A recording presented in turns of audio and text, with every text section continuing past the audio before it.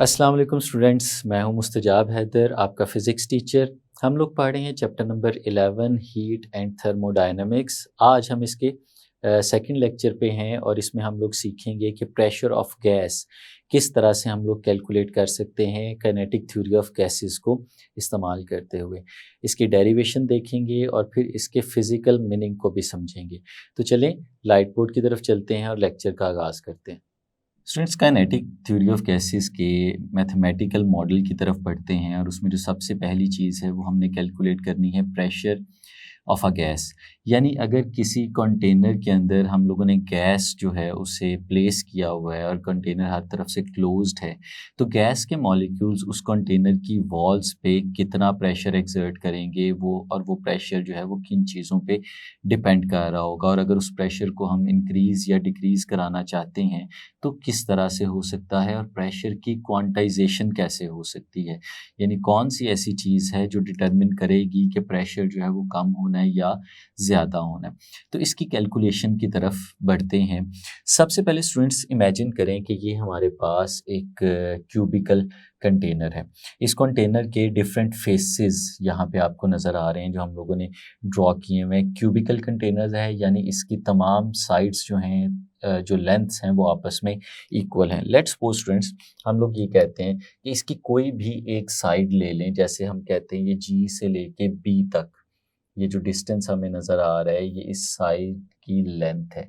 Let's suppose students ये length जो है वो स्मॉल एल के बराबर है। तो स्टूडेंट्स अगर ये स्मॉल एल है तो क्योंकि ये क्यूब है तो जी से लेके एच तक ये भी स्मॉल एल होगा, एच से लेके ई तक ये भी स्मॉल एल होगा, ई से लेके डी तक, यानी कोई भी डायमेंशन आप इसकी ले लें तो वो सारी डायमेंशंस जो हैं वो बेसिकली एल के इक्वल हैं जो यहाँ पे लिखा हुआ है। और ये एल की ही वजह से ये क्या है, ये एक क्यूबिकल कंटेनर है।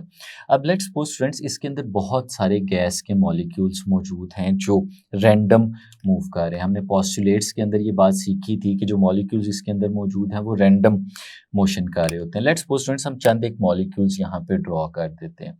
कोई एक मॉलिक्यूल इस डायरेक्शन में जा रहा है स्टूडेंट्स, कोई एक मॉलिक्यूल यहाँ पे मौजूद है इस डायरेक्शन में जा रहा है। ये स्टूडेंट्स डिफरेंट डायरेक्शंस में मॉलिक्यूल्स जो हैं वो मूव कर रहे होते हैं और डिफरेंट डायरेक्शन में उनकी रैंडम मोशन होती है। अब स्टूडेंट्स ये जो बहुत सारे मॉलिक्यूल्स यहाँ पे मौजूद हैं, ये मॉलिक्यूल्स जो हैं सारी वॉल्स जो कंटेनर की हैं उन पे जाके टकराएंगे और वॉल्स पे टकराने की वजह से वहाँ पे फोर्स एक्सर्ट कर सकते हैं और फिर प्रेशर भी एक्सर्ट कर सकते हैं। अब स्टूडेंट्स ये कितना प्रेशर एक्सर्ट कर सकते हैं वो हमने कैलकुलेट करना है। सबसे पहले तो हमें प्रेशर का पता होना चाहिए। स्टूडेंट्स हम लोग जानते हैं कि प्रेशर जो है जो यहाँ पे लिखा हुआ है, अगर हम इसके फॉर्मूले की बात करें तो प्रेशर बराबर होता है फोर्स पर यूनिट एरिया। जब भी हम लोगों ने प्रेशर कैलकुलेट करना है तो फोर्स पर यूनिट एरिया से प्रेशर कैलकुलेट किया जा सकता है। और जो फोर्स है स्टूडेंट्स इसकी हम लोगों ने डेफिनेशंस पढ़ी हुई हैं, और फोर्स को इन टर्म्स ऑफ मोमेंटम जब हम लोग देखते थे तो हमने पढ़ा था कि जो rate of change of momentum होता है वो फोर्स के इक्वल होता है।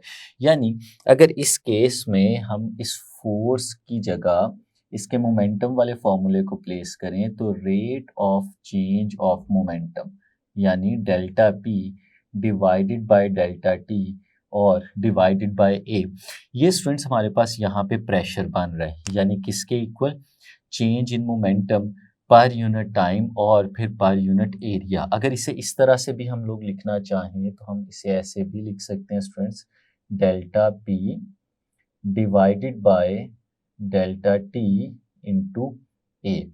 अब स्टूडेंट्स इसको अगर हम लोग देखें तो इसके न्यूमरेटर में चेंज इन मोमेंटम लिखा हुआ है। तो स्टूडेंट्स जब भी हमारा कोई भी मॉलिक्यूल ट्रैवल करते हुए किसी वॉल के ऊपर आएगा और वॉल से टकराएगा तो वॉल से टकराने की वजह से वो अपना मोमेंटम ट्रांसफ़र करता है, और वो जो मोमेंटम ट्रांसफ़र करता है उसकी वजह से फ़ोर्स जो है वो भी जनरेट होती है, और वो किसी पर यूनिट एरिया अगर हम उस फ़ोर्स को कैलकुलेट कर लें तो वही तो हमारे पास प्रेशर होता है। तो ये स्टूडेंट्स हमारे पास प्रेशर का फॉर्मूला है। काइनेटिक थ्योरी ऑफ गैसेस को सामने रखते हुए इसी फॉर्मूले से हम लोग प्रेशर भी कैलकुलेट कर सकते हैं। और स्टूडेंट्स अगर हम लोग अपनी बुक में देखें तो इसी तरह से बताया गया है कि काइनेटिक थ्योरी ऑफ गैसेस को अगर हम लोग सामने रखें और उससे प्रेशर कैलकुलेट करना चाहें तो फिर प्रेशर क्या है। प्रेशर है मोमेंटम ट्रांसफर पर सेकंड पर यूनिट एरिया। तो ये स्टूडेंट्स आपने लाजमी लिखना है, मैं इसको यहाँ पे लिख के भी दिखाता हूँ कि what is pressure. Pressure is the transfer of momentum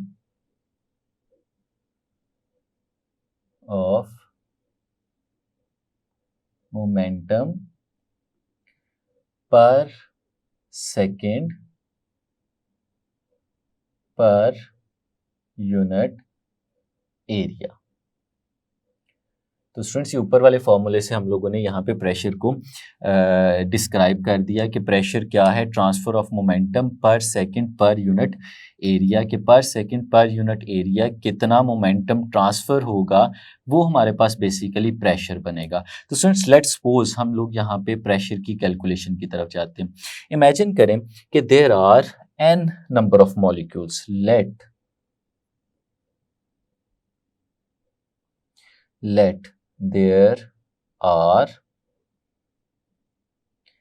n, ये जो कैपिटल N है, n नंबर ऑफ मॉलिक्यूल्स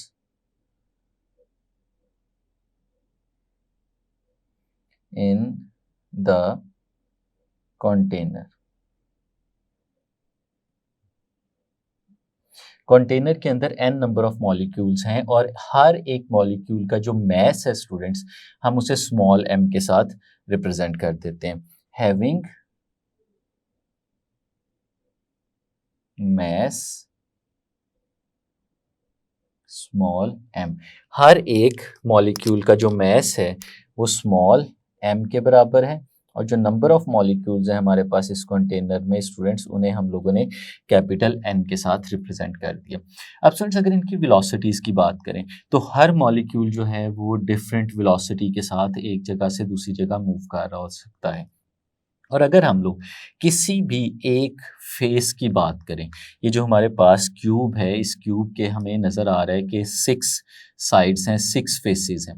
उन 6 फेसेस में से अगर हम किसी भी एक फेस की बात करें और उस फेस के लिए सबसे पहले प्रेशर कैलकुलेट करने की तरफ जाएं, तो हम बहुत आसानी से उस प्रेशर को कैलकुलेट कर सकते हैं। कैसे? लेट्स सपोज स्टूडेंट्स हम लोग इसके उस फेस की बात करते हैं जो फेस हमारे पास इसके एक्स एक्सिस के बिल्कुल परपेंडिकुलर है, यानी ये जो फेस ए बी सी और डी आपको नजर आ रहा है, face A B C D, ये स्टूडेंट्स हमारे पास वॉल है जो बिल्कुल परपेंडिकुलर है एक्स एक्सिस के, यानी वो मॉलिक्यूल्स जो parallel to X axis move कर रहे होंगे वो डायरेक्टली जब इस पे जाके कांटेक्ट में आएंगे तो कोलिजन होगी और वो फोर्स एक्सर्ट कर रहे होंगे। तो स्टूडेंट्स हम इस फेस की बात कर रहे हैं और उस फेस को अगर हम लोग यहाँ पे हाईलाइट भी करें तो स्टूडेंट्स हम जिसकी बात कर रहे हैं वो फेस ये वाला है, ए बी सी और डी। ये फेस आप देख सकते हैं कि एक्स एक्सिस के बिल्कुल परपेंडिकुलर पड़ा हुआ है। जितने मॉलिक्यूल्स एक्स एक्सिस की डायरेक्शन में जा रहे होंगे वो डायरेक्टली इससे टकरा रहे होंगे। अब स्टूडेंट्स अगर हम किसी भी मॉलिक्यूल को रैंडमली ले लें तो उस मॉलिक्यूल की अगर कोई एक खास वेलोसिटी है तो हमें पता है कि उस मॉलिक्यूल की वेलोसिटी ज़रूरी नहीं है कि वो बिल्कुल पैरेलल टू एक्स एक्सिस ही मूव कर रहा हो और इस वॉल से टकराए। हो सकता है कि वो कोई ख़ास एंगल बना रहा हो और उस एंगल से एक्स एक्सिस की तरफ जाके टकराए। फॉर एग्जांपल यहाँ पे जो हम लोगों ने लेट्स सपोज एक मॉलिक्यूल लेते हैं ये वाला। अब स्टूडेंट्स ये मॉलिक्यूल अगर इस डायरेक्शन में with this velocity v move करते हुए जा रहा है तो स्टूडेंट्स देयर इज पॉसिबिलिटी कि जब वो इससे टकराएगा तो वो टकराने के बाद एक स्पेसिफिक डायरेक्शन में चला जाएगा। अब क्वेश्चन ये है कि जब ये इससे टकराएगा तो ये इस पे कितना मोमेंटम ट्रांसफर करेगा, क्या अपनी सारी की सारी वेलोसिटी की वजह से मोमेंटम ट्रांसफर करेगा लेकिन या अपनी वेलोसिटी का कुछ मोमेंटम ट्रांसफर करेगा। तो स्टूडेंट्स हम देखते हैं कि इसके कंपोनेंट्स हो सकते हैं। अगर ये v है तो ये इसका x कंपोनेंट है, इसका एक कंपोनेंट y भी होगा जो z एक्सिस की डायरेक्शन में होगा जिसे हम v y कह सकते हैं और एक इसका z एक्सिस की डायरेक्शन में होगा जिसे v z कह सकते हैं। तो स्टूडेंट्स ये 3 कंपोनेंट्स हैं हमारे पास इस स्पेसिफिक मॉलिक्यूल की वेलोसिटी के। तो जिस कंपोनेंट ने इस फेस के ऊपर फोर्स एक्सर्ट करनी है वो इसका एक्स कंपोनेंट है। यानी इसमें जितने भी मॉलिक्यूल्स हमारे पास मौजूद हैं उन मॉलिक्यूल्स ने जब आके इस फेस के ऊपर टकराना है तो वो अपनी पूरी पूरी वेलोसिटी के साथ इससे नहीं टकराएंगे, बल्कि अपनी वेलोसिटी के उस कंपोनेंट के साथ इसे टकराएंगे जो उनके एक्स एक्सिस की डायरेक्शन में है। तो फिर स्टूडेंट्स अगर हम कोई भी एक मॉलिक्यूल ले लें और उस मॉलिक्यूल के लिए इसे कैलकुलेट करें तो हम मॉलिक्यूल की पूरी वेलोसिटी नहीं लेंगे, बल्कि उसकी वेलोसिटी का सिर्फ वो कंपोनेंट लेंगे जो इसकी डायरेक्शन में मौजूद होगा। ये भी हो सकता है स्टूडेंट्स कि कोई ऐसा मॉलिक्यूल हो जो बिल्कुल पैरेलल टू एक्स एक्सिस जा रहा हो, तो फिर उसकी सारी की सारी वेलोसिटी जो है उसके एक्स कंपोनेंट के बराबर हो जाएगी, उसके वाई और जेड कंपोनेंट्स वैसे ही ज़ीरो हो जाएंगे। इसलिए हमें पूरी वेलोसिटी लेने की ज़रूरत यहाँ पे नहीं है। अब लेट्स सपोज स्टूडेंट्स हम एक मॉलिक्यूल की ही एग्जांपल लेते हैं। Let's suppose students test subject के तौर पे ये हमारे पास एक मॉलिक्यूल है जिसका मास m है और स्टूडेंट्स ये इस डायरेक्शन में मूव कर रहा है पैरेलल टू एक्स एक्सिस, और इसकी जो वेलोसिटी है हम उसे कह देते हैं वो v1 है, और फिर उसका वो कंपोनेंट जो एक्स एक्सिस की डायरेक्शन में है हम उसे v1x का नाम दे देते हैं। ये स्टूडेंट्स मॉलिक्यूल है जो बिल्कुल पैरेलल टू एक्स एक्सिस चलते हुए आता है और वॉल ABCD इससे टकराता है। जब इससे टकराएगा तो जाहिर सी बात है इसके मोमेंटम में कोई ना कोई चेंज आएगा, हम वो कैलकुलेट करने जा रहे हैं। तो स्टूडेंट्स सबसे पहले देखें, अगर हम इसके इनिशियल मोमेंटम की बात करें, हम कैलकुलेट करेंगे सबसे पहले change in momentum of molecule 1। पहला जो मॉलिक्यूल है स्टूडेंट्स हम उसका चेंज इन मोमेंटम कैलकुलेट कर रहे हैं, जिसे मैंने डेल्टा P के साथ यहाँ पे रिप्रेजेंट किया हुआ है। अब स्टूडेंट्स अगर देखें इसके इनिशियल मोमेंटम की बात करें, मैं उसे नाम दे देता हूँ PI। अब इनिशियल मोमेंटम इसका क्या होगा, हमें पता है कि इस वक्त इसका मास m है और ये जिस वेलोसिटी से मूव कर रहा है वो v1x है, तो हमें पता है momentum is the product of mass and velocity. तो फिर इसका जो इनिशियल मोमेंटम होगा स्टूडेंट्स उसे हम लोग नाम दे देंगे m v1 और x। इसे स्टूडेंट्स हम लोग यहाँ पे इक्वेशन नंबर 1 का नाम दे देते हैं। अब सिमिलरली इसी तरह से जब ये मॉलिक्यूल जाएगा और जाके इस वॉल ABCD से टकराएगा, तो स्टूडेंट्स हम लोगों ने अपने काइनेटिक थ्योरी ऑफ गैसेस में पढ़ा था कि जो कोलिजन है वो हमेशा परफेक्टली इलास्टिक होती है, और इलास्टिक कोलिजन के केस में हमें पता है कि काइनेटिक एनर्जी जो है वो कंजर्व रहती है। और फिर हमने चैप्टर नंबर 3 में ये चीज़ सीखी भी थी कि अगर एक लाइटर बॉडी एक हैवियर बॉडी से कोलाइड करे, उससे टकराए, तो उनकी कोलिजन किस तरह की होती है। अगर आप उस स्पेसिफिक केस को याद करें तो यहाँ पे हमारे पास दो चीज़ें, एक तो कंटेनर की वॉल है और एक मॉलिक्यूल है।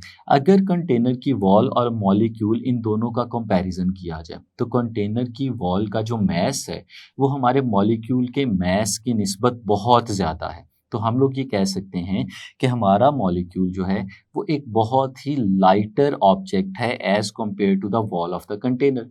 और फिर हमने ये सीखा था कि अगर बहुत ही लाइटर ऑब्जेक्ट जाके किसी बहुत ही हैवियर ऑब्जेक्ट के साथ टकराता है तो उस कोलिजन में क्या होता था कि वो जितनी वेलोसिटी से टकराया था एग्जैक्टली उतनी ही वेलोसिटी के साथ वापस भी आ जाता है, सिर्फ अपनी डायरेक्शन को चेंज करके, और जो हैवियर ऑब्जेक्ट है उसकी वेलोसिटी पे कोई फ़र्क नहीं पड़ता। ये हम लोगों ने स्पेशल केस डिस्कस किया था चैप्टर नंबर 3 के अंदर इलास्टिक कोलिजन वाले आर्टिकल में। अब क्योंकि ये भी इलास्टिक कोलिजन है तो इसका मतलब है जब मॉलिक्यूल गया तो उसकी वेलोसिटी अगर v1x थी तो टकराने के बाद वो कंटेनर की वॉल से जब वापस आएगा तो उस वक्त उसकी वेलोसिटी -v1x हो गई होगी और कोई चेंज नहीं आएगा। तो फिर स्टूडेंट्स अगर मैं इसके फाइनल मोमेंटम की बात करूं तो वो जो फाइनल मोमेंटम है मैं उसे pf के साथ रिप्रेजेंट करता हूँ।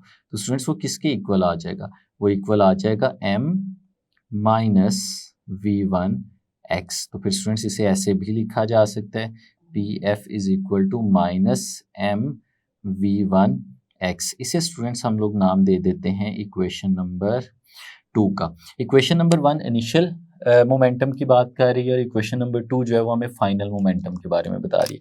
अब स्टूडेंट्स अगर हमें चेंज इन मोमेंटम यहाँ पे निकालना हो तो वो कैसे निकाल सकते हैं, we know that change in momentum ये स्टूडेंट्स हमेशा इक्वल होगा final momentum minus initial momentum.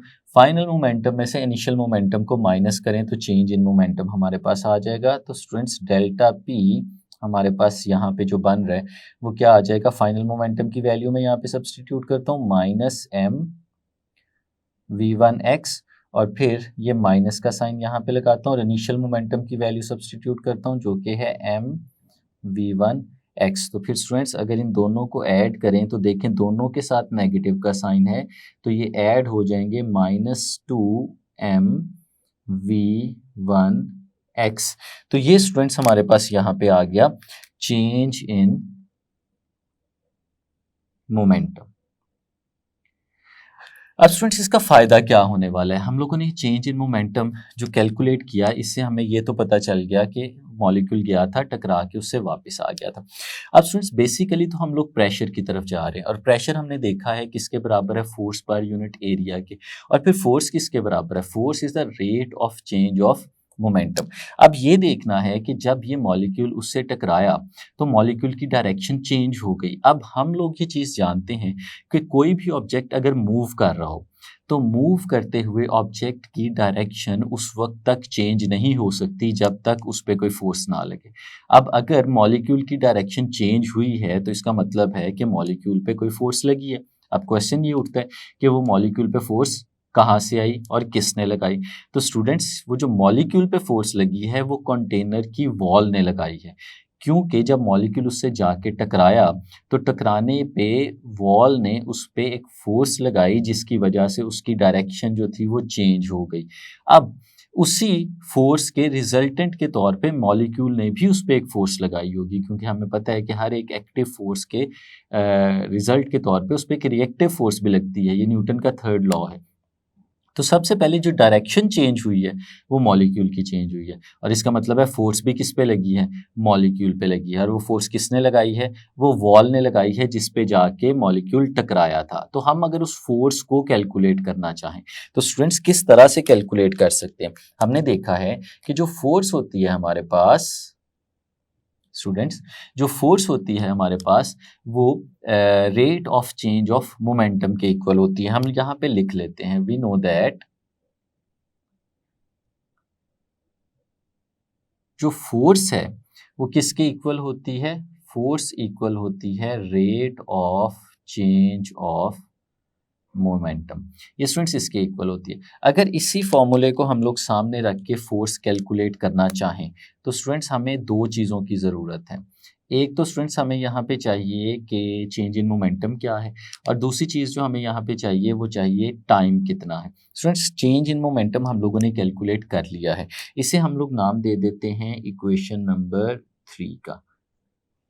अब अगर हम डेल्टा टी यहाँ पे कैलकुलेट कर लेते हैं तो डेल्टा टी कैलकुलेट करने से हम लोग, हमारे पास ये दोनों वैल्यूज़ आ जाएंगी और फिर हम यहाँ पे सब्सटीट्यूट करके फोर्स जो है वो कैलकुलेट कर सकते हैं। अब स्टूडेंट्स यहाँ पे देखें ज़रा, हमारे पास एक मॉलिक्यूल था, वो इस वॉल से टकराया, टकराने के बाद वो वापस गया पिछले वाली वॉल पे, वहाँ से टकरा के फिर वापस इधर आया। अब स्टूडेंट्स इमेजिन करें कि दो कोलिजन के दरमियान उसने कितना टाइम गुजारा, दो वॉल्स के दरमियान जो कोलिजन हुई उसके दरमियान उसने कितना टाइम गुजारा और कितना डिस्टेंस ट्रैवल किया। अब स्टूडेंट्स इस केस को अगर हम लोग देखें तो स्टूडेंट्स जब वो HGFE इस वॉल से चलेगा और हमारी ABCD वॉल तक पहुंचेगा तो उसने कितना हॉरिजॉन्टल डिस्टेंस ट्रैवल किया हुआ है। हमें पता है कि ये क्यूब है और क्यूब की जो कोई भी साइड है उसकी जो लेंथ है वो L के बराबर है। तो इसका मतलब है उसने एक वॉल से दूसरे वॉल तक आने के लिए जो डिस्टेंस ट्रैवल किया है वो डिस्टेंस L के बराबर है। अब अगर वो यहाँ से वापस उसी अपनी इनिशियल पोजीशन तक जाता है जहाँ से वो चला था, तो इसका मतलब है एक L उसने जाते हुए और एक L उसने वापस आते हुए ये टोटल डिस्टेंस ट्रैवल किया। अब इस डिस्टेंस को यूज़ करते हुए स्टूडेंट्स हम लोग टाइम कैलकुलेट कर सकते हैं। हमें पता है कि जो बेसिक फार्मूला हमारे पास होता है डिस्टेंस और टाइम को रिलेट करने का वो क्या है, S = V × T।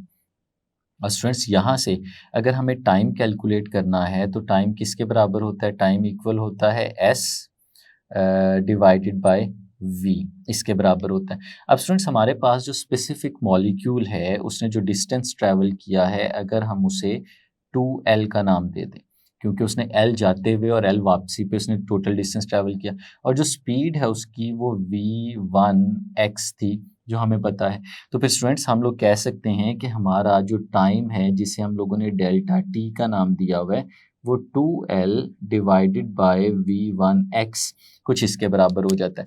अब स्टूडेंट्स अगर हम इसे इक्वेशन नंबर 4 का नाम देते हैं और इक्वेशन नंबर 4 में चेंज इन मोमेंटम जो कि इक्वेशन नंबर 3 में लिखा हुआ है और टाइम जो यहाँ पे हमारे पास अभी हम लोगों ने ड्राइव किया, ये दोनों वैल्यू सब्सटीट्यूट करते हैं तो फिर हमें फोर्स मिल सकती है। तो हम स्टूडेंट्स इसे नाम दे देते हैं इक्वेशन नंबर 5 का और फिर इनका रिलेशन यहाँ पे बनाते हैं। किस तरह से, ये देखिएगा,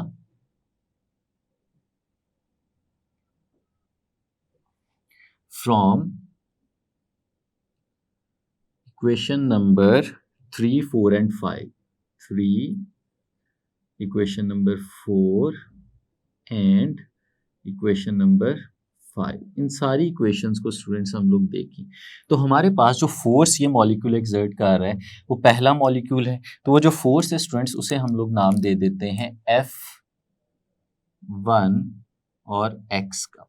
अब स्टूडेंट्स ये जो फोर्स है किसके बराबर है, change in momentum divided by time. अब चेंज इन मोमेंटम हम लोग कैलकुलेट कर चुके हैं, -2mv1x, और स्टूडेंट्स इसको हम लोग डिवाइड करेंगे टाइम के साथ जो कि यहाँ पे लिखा हुआ है 2l डिवाइडेड बाय v1x, ये इसके बराबर है।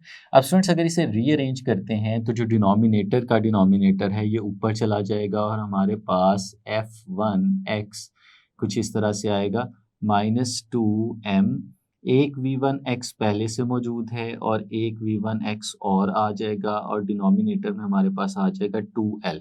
अब इसमें कुछ चीज़ें कैंसिल आउट हो रही हैं और कुछ मल्टीप्लाई हो रही हैं, ये 2 और ये 2 स्टूडेंट्स कैंसिल आउट हो जाएगा और हमारे पास जो f1x आएगा वो आ जाएगा -mv1x square divided by l। ये स्टूडेंट्स हमारे पास रिलेशन आ गया। अब ये रिलेशन जो है ये उस फोर्स को रिप्रेजेंट कर रहा है जो फोर्स हमारे मॉलिक्यूल पे लगी, किसने लगाई, वॉल ने लगाई अपने हमारे मॉलिक्यूल की डायरेक्शन को चेंज करने के लिए। अब according to Newton's third law of motion जितनी फोर्स वॉल ने लगाई थी हमारे मॉलिक्यूल पे एग्जैक्टली उतनी ही फोर्स हमारे मॉलिक्यूल ने भी लगाई होगी वॉल के ऊपर। अब क्योंकि स्टूडेंट्स हम लोग तो कैलकुलेट करना चाहते हैं प्रेशर, तो प्रेशर तो हम लोग उस वक्त कैलकुलेट करेंगे ना जब हम वो फोर्स देखें जो मॉलिक्यूल्स वॉल के ऊपर लगा रहे हैं, ना कि वो फोर्स जो वॉल्स हमारे मॉलिक्यूल्स पे लगा रही हैं। तो इसलिए इस फोर्स से हम लोग बेसिकली वो फोर्स कैलकुलेट करने जा रहे हैं जो हमारे मॉलिक्यूल ने लगाई है। तो स्टूडेंट्स यहाँ पे फिर हम लोग मेंशन करते हैं अकॉर्डिंग टू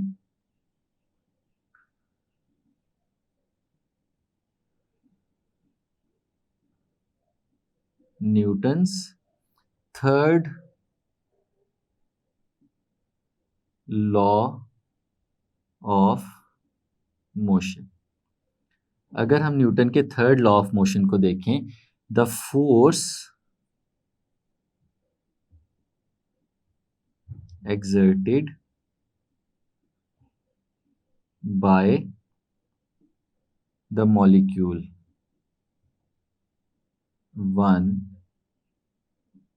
will be, तो वो फोर्स जो मॉलिक्यूल 1 ने एग्जर्ट की है वो क्या होगी, वो इस फोर्स का नेगेटिव होगा। यानी हम लोग फिर कह सकते हैं कि हमारी जो फोर्स है वो कुछ इस तरह से आ जाएगी F1x, ये वो फोर्स है जो मॉलिक्यूल एग्जर्ट कर है। तो ये स्टूडेंट्स इक्वल हमारे पास आ जाएगी -(-) स्क्वायर डिवाइडेड बाय l। तो स्टूडेंट्स ये हमारे पास मॉलिक्यूल की एग्जर्ट की हुई फोर्स आ गई और फिर स्टूडेंट्स इसको हम लोग माइनस और माइनस को मल्टीप्लाई करेंगे तो ये प्लस हो जाएगा, तो F1x ये स्टूडेंट्स बराबर आ जाएगा mv1x square divided by l। तो ये बन गया हमारे पास स्टूडेंट्स बेसिक एक्सप्रेशन उस फोर्स का जो हमारे मॉलिक्यूल ने एक्सर्ट की थी जब वो इस वॉल के साथ टकराया था। अब स्टूडेंट्स, अगर हम लोग बाकी मॉलिक्यूल्स की भी बात करें, ये तो हम लोगों ने देखा कि अगर पहला मॉलिक्यूल, मॉलिक्यूल नंबर 1, वो जब वॉल से टकराता है तो वो कितनी फोर्स एक्सर्ट करता है वो हम लोगों ने कैलकुलेट कर ली। अब एक मॉलिक्यूल तो है नहीं, यहाँ पे students n number of molecules हैं, तो हर एक मॉलिक्यूल जब टकराएगा वॉल के साथ तो वो अपने उसी कंपोनेंट के अकॉर्डिंगली जो उसकी डायरेक्शन में है फोर्स एक्सर्ट करता चला जाएगा। तो वो सारी फोर्सेस भी हम लोग कैलकुलेट कर सकते हैं। किस तरह से, मैं यहाँ पे लिखता हूँ, सिमिलरली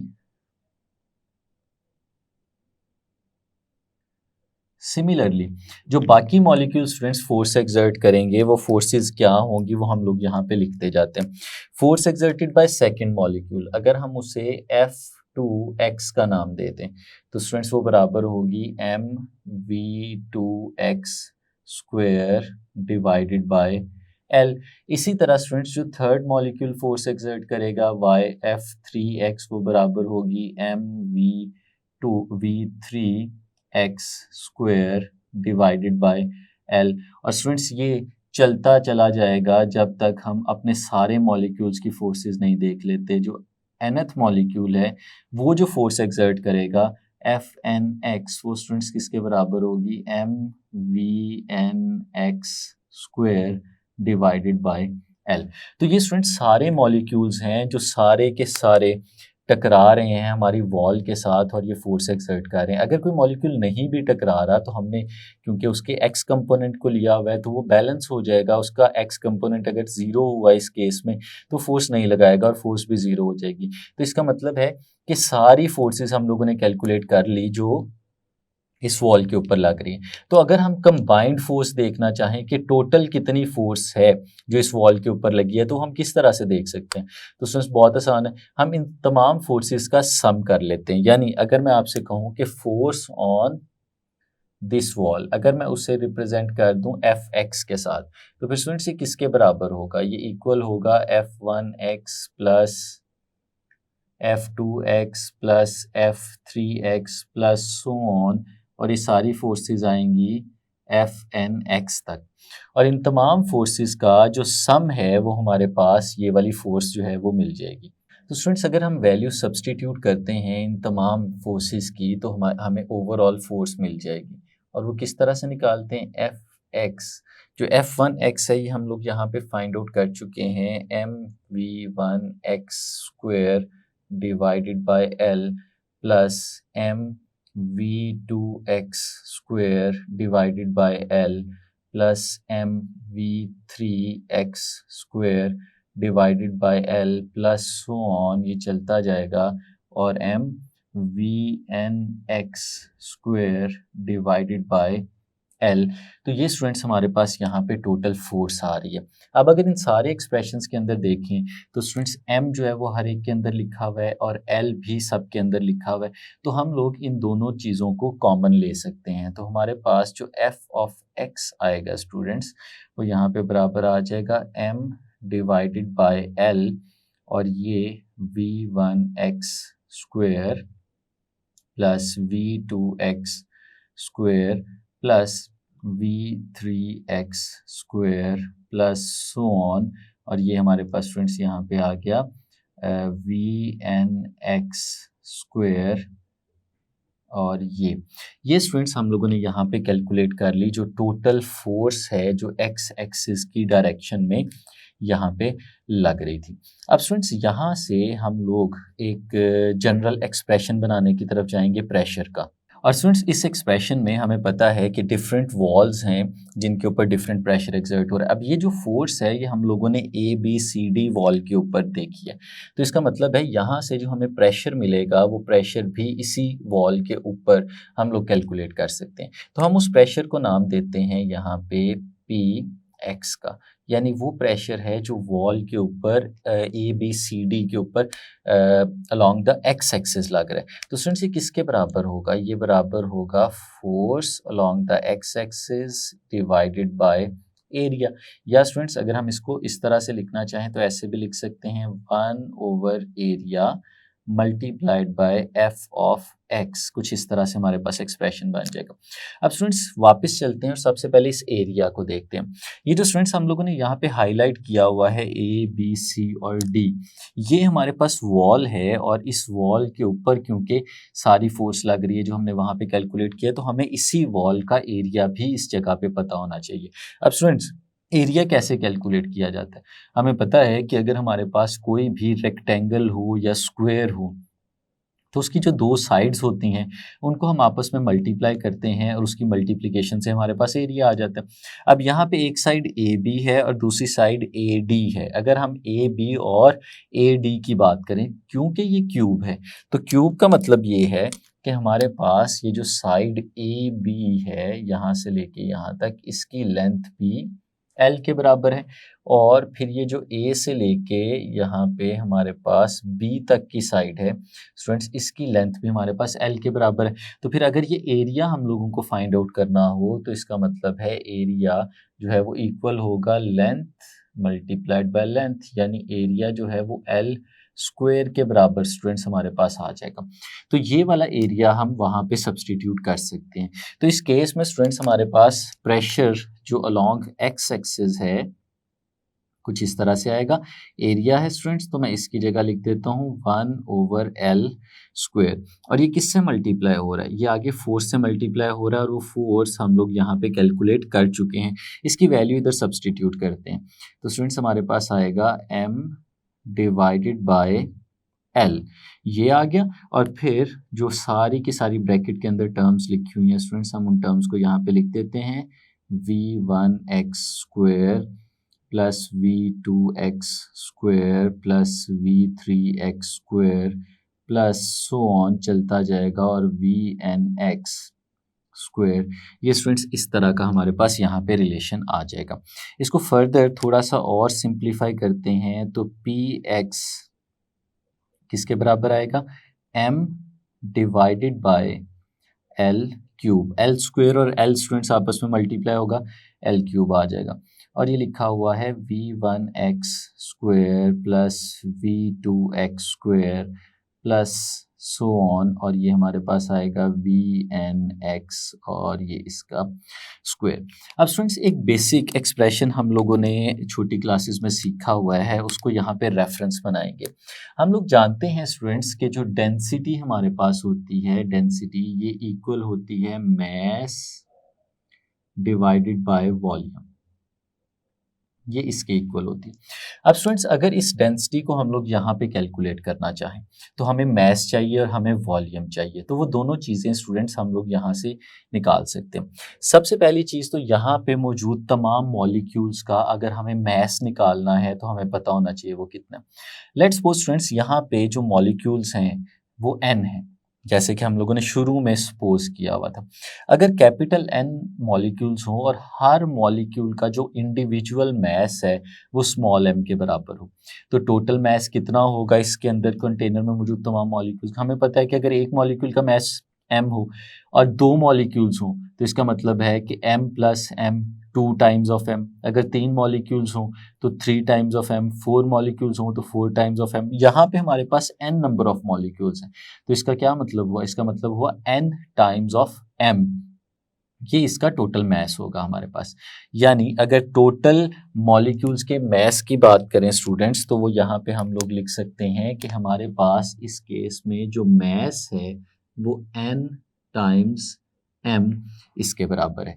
और फिर वॉल्यूम कैसे निकलेगा? ये क्यूब है स्टूडेंट्स और वॉल्यूम निकालने का फॉर्मूला हमें पता है कि इसकी तीनों साइड्स को आपस में मल्टीप्लाई कर देते हैं और इसकी तीनों साइड्स ही L हैं, तो इसका मतलब है L into L into L, ये हमारे पास वॉल्यूम आ जाएगा। तो इस केस में जो हमारे पास वॉल्यूम बनता है स्टूडेंट्स वो आ जाता है L क्यूब। तो ये स्टूडेंट्स हमारे पास डेंसिटी का फॉर्मूला आ गया, n capital N multiplied by small m जो कि मैस है डिवाइडेड बाय L क्यूब। अब स्टूडेंट्स जरा उस फॉर्मूले को इसके साथ रिलेट करके देखिएगा। इस फॉर्मूले के अंदर हमारे पास small m divided by l cube लिखा हुआ है। स्टूडेंट्स इसकी राइट साइड पे भी इसी तरह का इससे मिलता जुलता कुछ लिखा हुआ है। अगर ये कैपिटल N यहाँ पे मौजूद ना हो तो हमारे पास यही चीज़ बनती है। तो स्टूडेंट्स अगर हम ऐसे करें कि जो कैपिटल N है इसको उठा के दूसरी तरफ ले जाएं, डिवाइड हो जाएगा, तो हमारे पास ये रिलेशन कुछ इस तरह से बनेगा, रो डिवाइडेड बाय एन। एन इस तरफ आके डिवाइड हो जाएगा, किसके इक्वल आएगा, m divided by l cube. ये स्टूडेंट्स हमारे पास एक रिलेशन बन गया जो हम लोगों ने देखा कि डेंसिटी किसके बराबर आ रही है, डेंसिटी बराबर आ रही है density divided by number of molecules m over l। तो फिर स्टूडेंट्स हम यहाँ पे इसकी वैल्यू सब्सटीट्यूट कर सकते हैं। तो स्टूडेंट्स ये रिलेशन बनेगा हमारे पास px is equal to rho density divided by n, और फिर यहाँ पे सारा कुछ इसी तरह लिखा रहेगा, v1x square plus v2x square plus v3x square plus so on, और फिर प्लस vnx स्क्वेयर। और फिर स्टूडेंट्स इसमें हम लोग रेफरेंस इसी का दे देंगे कि ये हम लोगों ने क्यों लिखा, क्योंकि हम लोगों ने अभी ये ड्राइव किया कि हमारे पास रो डिवाइडेड बाय n ये किसके बराबर है, ये m ओवर l क्यूब, ये स्टूडेंट्स इसके इक्वल होता है। अब स्टूडेंट्स इसका हमें क्या फ़ायदा होने जा रहा है, ये देखिएगा, जो रो के नीचे n लिखा हुआ है स्टूडेंट्स, अगर हम इसको उठा के जो ब्रैकेट वाली सारी टर्म्स हैं उनके साथ डिवाइड कर दें तो px हमारे पास कुछ इस तरह से बनेगा, rho into v1x square plus v2x square plus v3x square plus so on, और फिर vnx स्क्वेयर, और इन सब के नीचे स्टूडेंट्स हम लोग n कुछ इस तरह से लिख देते हैं। अब स्टूडेंट्स ये जो n लिखा है इससे हमें क्या फ़ायदा होने वाला है, देखिएगा ज़रा। स्टूडेंट्स हम लोगों ने सीखा कि एवरेज किस तरह से निकाली जाती है। हम प्रीवियस क्लासेस में सीख चुके हैं कि अगर हमारे पास लेट्स सपोज 5 क्वांटिटीज़ हैं और हमने उनकी एवरेज निकाल दी, तो हम उन 5 क्वांटिटीज़ को ऐड करते हैं और 5 के साथ डिवाइड कर देते हैं तो हमें उनकी एवरेज मिल जाती है। यानी जितनी क्वांटिटीज़ हमारे पास होती हैं हम उन सबको ऐड करके उनके नंबर पे डिवाइड करें तो हमें एवरेज मिल जाती है। अब यहाँ पे देखें स्टूडेंट्स, न्यूमरेटर में हमारे पास वेलोसिटीज़ लिखी हुई हैं और ये सारे मॉलिक्यूल्स की वेलोसिटीज़ लिखी हुई हैं। हमारे पास n नंबर ऑफ मॉलिक्यूल्स हैं, तो इसका मतलब है कि यहाँ पे न्यूमरेटर में n नंबर ऑफ मॉलिक्यूल्स यानी हर एक मॉलिक्यूल की वेलोसिटी लिखी हुई है, और फिर अगर इसे n पे डिवाइड कर दें तो क्या ये एवरेज बनेगी उसी प्रिंसिपल के अकॉर्डिंगली जो हम लोगों ने अभी डिस्कस किया। लेकिन यहाँ पे एक और फ़र्क है, वो फ़र्क क्या है कि यहाँ पे हर एक वेलोसिटी का पहले स्क्वायर हुआ है और स्क्वायर करने के बाद n पे डिवाइड हुआ है। इसका मतलब है ये एवरेज तो है, लेकिन ये एवरेज किसकी है, ये स्क्वायर्स की एवरेज है। हम इसे स्टूडेंट्स नाम देते हैं मीन स्क्वायर्ड वेलोसिटी, यानी मीन का मतलब एवरेज, हमने एवरेज ली है वेलोसिटीज़ की, लेकिन एवरेज लेने से पहले हमने उन वेलोसिटीज़ का स्क्वायर किया है, इसलिए हम लोग इसे क्या कहते हैं स्टूडेंट्स, ये मीन स्क्वायर्ड वेलोसिटी है। और इसको लिखने का तरीका कुछ ऐसे है स्टूडेंट्स, हमारे पास जो px यहाँ पे बचता है वो किसके इक्वल आएगा, रो, और साथ में हम लोग लिखेंगे vx स्क्वायर। और स्टूडेंट्स ये जो इसके गिर्द हम लोगों ने सिंबल लगाया है, ये सिंबल एवरेज को रिप्रेजेंट करता है। तो स्टूडेंट्स ये हम लोगों ने कैलकुलेट कर लिया pressure in terms of velocity, और कौन से वाली वेलोसिटी, मीन स्क्वायर्ड वेलोसिटी। इसको हम लोग यहाँ पे लिख भी देते हैं स्टूडेंट्स, ये क्या है हमारे पास, ये जो v हमारे पास लिखा हुआ मिल रहा है ये है मीन स्क्वायर्ड वेलोसिटी। और ये मीन स्क्वायर्ड वेलोसिटी कहाँ पे है स्टूडेंट्स, ये है पैरेलल टू एक्स एक्सिस, यानी जो सारे मॉलिक्यूल्स इस कंटेनर में मौजूद हैं उनकी सब की कंबाइंड वेलोसिटी जो एक्स एक्सिस के पैरेलल है, जो face A B C D पे जाके मॉलिक्यूल्स टकराएंगे तो वो जो प्रेशर एक्सर्ट करेंगे वो इसके बराबर होगा। अब स्टूडेंट्स आगे चलेंगे और यही प्रेशर जो बाकी एक्सिस के अलॉन्ग होगा उसे भी कैलकुलेट करके ओवरऑल उसकी प्रेशर की बात करते हैं। तो स्टूडेंट्स हम लोगों ने पी एक्स कैलकुलेट कर लिया जो कि किसके इक्वल आया, rho into we X square. अब स्टूडेंट्स इसी तरह से ये तो हमारे पास प्रेशर आया है कि अगर हम लोग parallel to X axis velocities को लेके कैलकुलेशंस करते हैं, अगर हम वाई एक्सिस और जेड एक्सिस के अलॉन्ग वेलोसिटीज़ को लेके कैलकुलेशंस करें और उनके प्रेशर्स निकालें तो वो भी इसी तरह से हमें मिल सकते हैं। सिमिलरली अगर हम लोग स्टूडेंट्स बात करें पी वाई, तो पी वाई किसके इक्वल आएगा, रो वी वाई स्क्वायर। और इसी तरह से अगर हम लोग पी जेड की बात करें स्टूडेंट्स तो वो इक्वल आएगा रो इंटू वी जेड इनका स्क्वायर। तो ये स्टूडेंट्स हमारे पास प्रेशर्स आएंगे और इस तरह से हम प्रेशर्स को कैलकुलेट कर सकते हैं। लेकिन स्टूडेंट्स अगर हम लोग बात करें वेलोसिटीज़ की, यानी ये जो हम लोगों ने अभी कैलकुलेट की है मीन स्क्वायर्ड वेलोसिटी, अगर इस मीन स्क्वायर्ड वेलोसिटी को हम एक्स एक्सिस की बजाय वाई एक्सिस और जेड एक्सिस के लिए कैलकुलेट करें तो वो कितनी होगी। तो स्टूडेंट्स क्योंकि हमारे मॉलिक्यूल्स की जो मोशन है वो बिल्कुल रैंडम है, और रैंडम मोशन का मतलब ये है कि जितने मॉलिक्यूल्स एक्स एक्सिस की डायरेक्शन में वेलोसिटीज़ लेके जा रहे हैं उतने ही वाई एक्सिस की डायरेक्शन में जा रहे होंगे, उतने ही जेड एक्सिस की डायरेक्शन में जा रहे होंगे। सारी वेलोसिटीज़ का कंबाइंड इफेक्ट अगर देखें तो अलोंग एक्स एक्सिस भी वही होगा, अलोंग वाई एक्सिस भी वही होगा और अलोंग जेड एक्सिस भी वही होगा। तो अगर इस चीज़ को हम लोग सामने रखें स्टूडेंट्स तो हम लोग कह सकते हैं कि mean squared velocity along X axis that should be equal to mean squared velocity along Y axis and mean squared velocity along Z axis. तो ये सारी जो वेलोसिटीज़ हैं स्टूडेंट्स ये आपस में इक्वल होने वाली हैं। और फिर स्टूडेंट्स अगर हम लोग इनका रिजल्टेंट निकालना चाहें तो हमें पता है कि रिजल्टेंट जो है वो इन इंडिविजुअल कंपोनेंट्स के सम से निकलता है। तो फिर स्टूडेंट्स अगर मैं आपसे कहूँ कि जो वेलोसिटी है v, वो उसका स्क्वायर हम लोग वो कैसे निकाल सकते हैं, तो स्टूडेंट्स वो हमारे पास इक्वल आएगा V X square plus V Y squared plus V Z squared. तो स्टूडेंट्स इनके सम के इक्वल आएगा।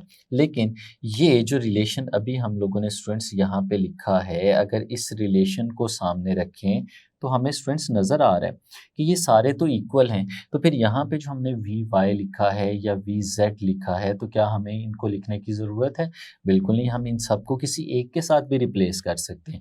तो लेट्स सपोज स्टूडेंट्स हम लोग इस केस में जो y लिखा हुआ है और z लिखा है हम उसकी जगह भी x लिख देते हैं, यानी V X square plus y की जगह भी हम लोगों ने x लिख दिया और जो आगे z लिखा हुआ है हमने इसकी जगह पे भी x लिख दिया।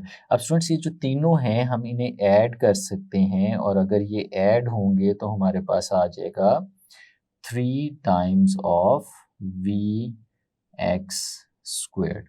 और स्टूडेंट्स यहाँ से अगर हम वी एक्स स्क्वेयर्ड की वैल्यू भी निकालना चाहें तो वो किस तरह से निकलेगी, 3 मल्टीप्लाई हो रहा है इस तरफ आके डिवाइड हो जाएगा तो हमारे पास आएगा 1/3 V square is equal to V X square. अब स्टूडेंट्स ये जो हमारे पास वैल्यू आई है, हम लोगों ने जो सबसे पहला हमारा एक्सप्रेशन ड्राइव किया था, अगर उस एक्सप्रेशन में देखें तो वी एक्स स्क्वायर इसकी वैल्यू थी। तो स्टूडेंट्स अगर इस वैल्यू को हम लोग यहाँ से उठाते हैं और इसकी जगह पे सब्सटीट्यूट कर देते हैं, हम इसे रिप्लेस कर देते हैं, तो फिर हमारे पास क्या बनेगा, देखिएगा स्टूडेंट्स हमारी ये इक्वेशन बन जाएगी। So the pressure along x-axis becomes, जो एक्स एक्सिस है उसके अलोंग जो है वो प्रेशर चेंज हो जाएगा। क्या आएगा स्टूडेंट्स, हम लोग यहाँ पे लिखते हैं जो पी एक्स है स्टूडेंट्स वो इक्वल आ जाएगा रो, और फिर इसकी जगह पे हम लोग लिखेंगे 1/3 इंटू वी स्क्वायर। ये स्टूडेंट्स हमारे पास यहाँ पे रिलेशन बन जाएगा। अब स्टूडेंट्स अगर इसी रिलेशन को हम लोग देखें तो इससे एक और रिजल्ट भी निकाल सकते हैं। स्टूडेंट्स हमें पता है कि पास्कल्स लॉ हमें क्या कहता है कि अगर कहीं पे भी कोई फ्लूइड मौजूद हो, यानी गैसेस इस केस में अगर वो किसी कंटेनर में मौजूद हो, तो जितना प्रेशर वो एक्स एक्सिस के अलोंग लगा रही हैं उतना ही प्रेशर वाई और जेड एक्सिस के अलोंग भी लगना चाहिए। हम इसकी एग्जांपल इस तरह से देख सकते हैं कि हमारे पास अगर एक बैलून हो और उस बैलून के अंदर हम लोग हवा भरें, उसे इन्फ्लेट करें, फुलाएं, तो हम ये देखते हैं कि ऐसा तो नहीं होता कि उसका कोई एंड जो है वहाँ पे ज़्यादा प्रेशर फील हो रहा हो और कोई एंड जो है वहाँ पे कम प्रेशर फील हो रहा हो। ऐसा नहीं होता, प्रेशर हर एक डायरेक्शन में कांस्टेंट रहता है, वो चेंज नहीं होता। तो फिर स्टूडेंट्स अगर ये बात है तो हम फिर ऐसे भी तो कह सकते हैं कि प्रेशर अलोंग एक्स एक्सिस और प्रेशर अलोंग वाई एक्सिस और प्रेशर अलोंग जेड एक्सिस, ये सारे प्रेशर्स तो सेम होने चाहिए। तो अगर ये सारे प्रेशर सेम हैं तो फिर हमें एक्स वाई जेड तो लिखने की ज़रूरत ही नहीं है, हम सिंपली उसे क्या नाम दे देते हैं, हम उसे पी का नाम दे देते हैं। तो फिर स्टूडेंट्स हमारी ये जो इक्वेशन है इसमें जो हम लोगों ने पी एक्स लिखा हुआ है, हमें ये पी एक्स लिखने की भी ज़रूरत नहीं है, हम इसकी जगह सिंपली खाली क्या लिख सकते हैं, पी। तो स्टूडेंट्स हमारे पास जो रिलेशन आएगा प्रेशर का वो इक्वल आ जाएगा रो इंटू 1/3 और फिर वी और इसका स्क्वायर। ये स्टूडेंट्स हमारे पास एक और रिलेशन आ गया जिसमें हम लोगों ने ओवरऑल प्रेशर को इन टर्म्स ऑफ डेंसिटी और इन टर्म्स ऑफ वेलोसिटी ये देख लिया। लेकिन स्टूडेंट्स यहाँ पे हमें एक और काम भी करना है, हमें इसे इन टर्म्स ऑफ डेंसिटी नहीं देखना, हम तो इसे एनर्जी के साथ रिलेट करना चाहते हैं। तो फिर एनर्जी से रिलेशन के लिए वो जो डेंसिटी वाला एक्सप्रेशन था वो एक दफ़ा फिर हम लोग लिखेंगे। हमें पता है स्टूडेंट्स डेंसिटी किसके बराबर है, डेंसिटी इक्वल है मास डिवाइडेड बाय वॉल्यूम। और फिर स्टूडेंट्स हमें अभी थोड़ी देर पहले ही हमने लेक्चर में सीखा कि जो ओवरऑल मास है इस कंटेनर में गैस का वो किसके बराबर होता है। वो हमने देखा कि जो मास है स्टूडेंट्स वो हमारे पास बराबर है n times small m। n जो है वो नंबर ऑफ मॉलिक्यूल्स हैं और m जो है वो एक मॉलिक्यूल का मास है, तो टोटल मास निकालना हो तो दोनों को मल्टीप्लाई कर दे।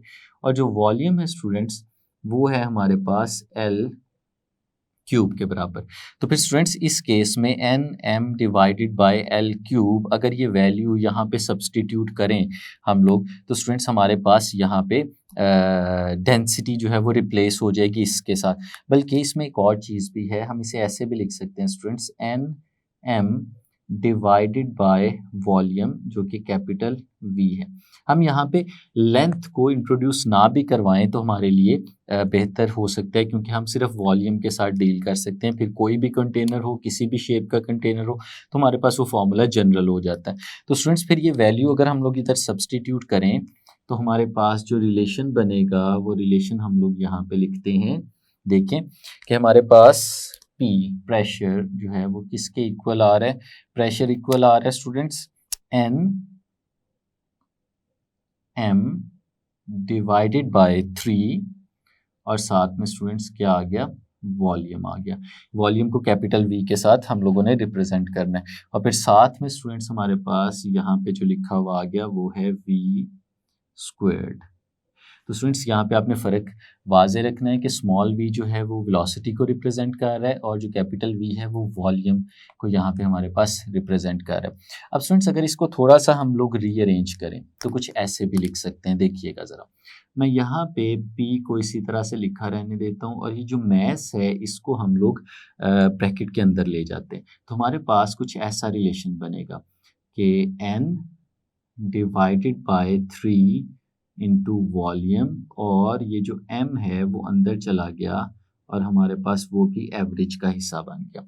अब पहले जो एवरेज थी वो मीन स्क्वायर्ड वेलोसिटी जो थी वो थी। अब यहाँ पे जो है ये मास और स्क्वेयर्ड वेलोसिटी का जो प्रोडक्ट है ये उसकी एवरेज बन गई है। अब स्टूडेंट्स एक और चीज़ यहाँ पे देखते हैं, ये जो हमारे पास n लिखा हुआ है यहाँ पे और साथ में v लिखा हुआ है, n जो है नंबर ऑफ मॉलिक्यूल्स हैं वो भी कांस्टेंट हैं और जो v है ये वॉल्यूम है और इस केस में वो वॉल्यूम भी चेंज नहीं हो रहा, वॉल्यूम भी कांस्टेंट है। तो इसका मतलब है ये दो कांस्टेंट्स हमें नज़र आ रहे हैं। तो हम इन दोनों कांस्टेंट्स को अलग अलग क्यों लिखें, हम इन दोनों कांस्टेंट्स को मिला के एक और कांस्टेंट लिख देते हैं और उस कांस्टेंट को स्टूडेंट्स हम लोग नाम देते हैं n नॉट का, जो कि बराबर होता है n डिवाइडेड बाय v के।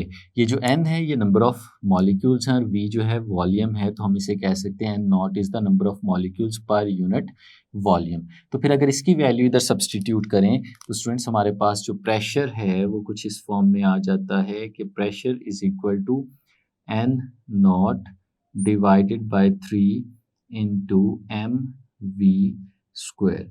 अब स्टूडेंट्स अगर हम लोग याद करें काइनेटिक एनर्जी के फॉर्मूले को, तो स्टूडेंट्स हम लोग जानते हैं कि हमारे पास जो काइनेटिक एनर्जी है वो काइनेटिक एनर्जी का जो बेसिक एक्सप्रेशन होता है वो होता है हाफ एम वी स्क्वायर।